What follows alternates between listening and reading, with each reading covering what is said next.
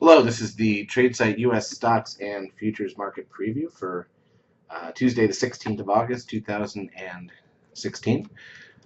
Decent start to the week, despite the fact that we had very little action in the second half of the day. Or the first hour was slow. We'll look at it in a minute. It was just, as expected, a light volume August boring session, but we still got some nice stuff done in G Pro and others, so can't complain. Here's a look at the ES front month futures contract. This is the daily chart of the broad market in futures form, which is the proper way to look at the market. We are now 7 bars up towards a new startup phase, so 2 more days here or higher would get us a 9-bar startup completion. But obviously, how it's even doing that is amazing when you consider the last 7 days have been so flat. Let's go through everything. Oil up $1.20 to 45.70, almost to that green static trend line. Gold up $1.60. That's a blip. S&P was up 6, but it also gapped, as you'll see when we get to the intraday chart, so that really doesn't do anything. NDX up 20. We do have that 13 sell signal in place on the NASDAQ so far. Hasn't done anything.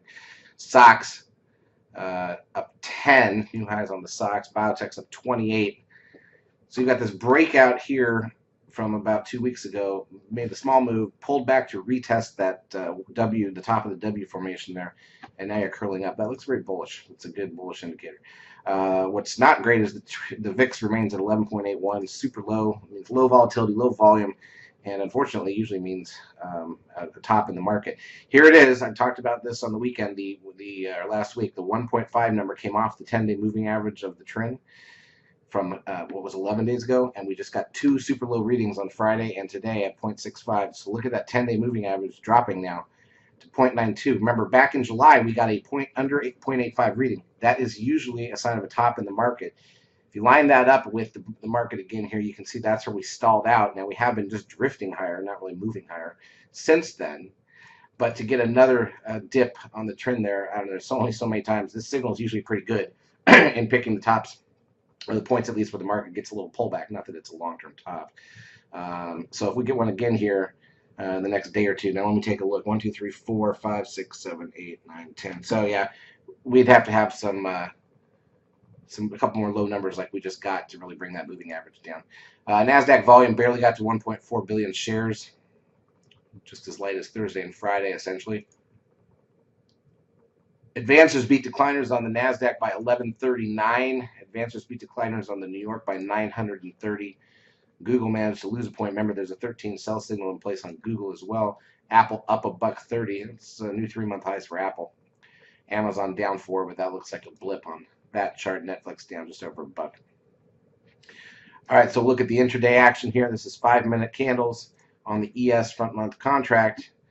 You can see we gapped up. So when I talk about we're up 6, we also closed about where we opened. So basically the gap up is all you got for the day. First hour was pretty slow. We had an initial push in the first 5 or 10 minutes. Then the next hour was very slow. Then we kind of broke out and went a little higher.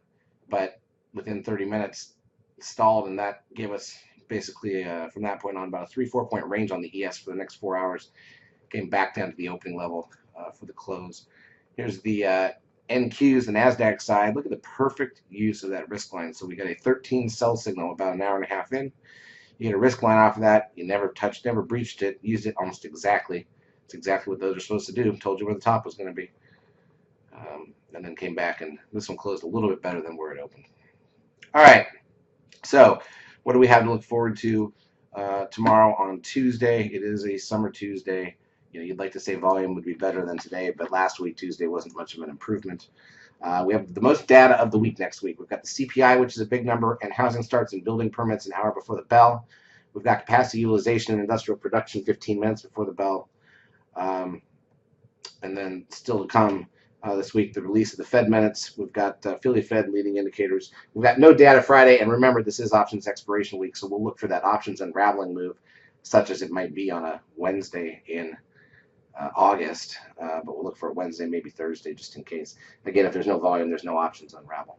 Charts, as usual, brought to you by eSignal 12. If you've not yet taken a trial of our services, feel free to do so. We will help you out for a couple weeks. Have a great trading Tuesday. Hope to see you in the lab.